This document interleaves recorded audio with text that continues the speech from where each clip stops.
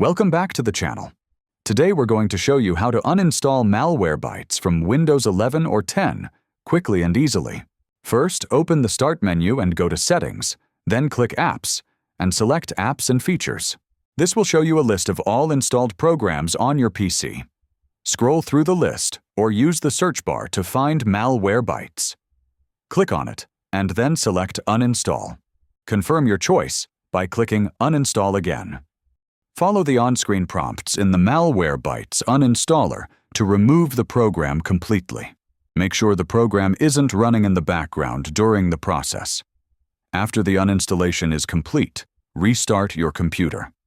This ensures all leftover files and services are fully removed from your system.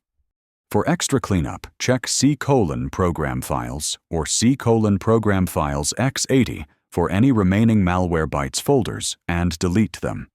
You can also run the Windows Disk Cleanup tool to remove temporary files. Finally, check your browser extensions and remove any Malwarebytes add-ons if they were installed. This ensures your system is fully restored to normal.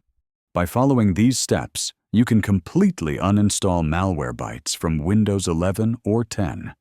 If this video helped you, hit like, subscribe, and share your experience in the comments. Thanks for watching.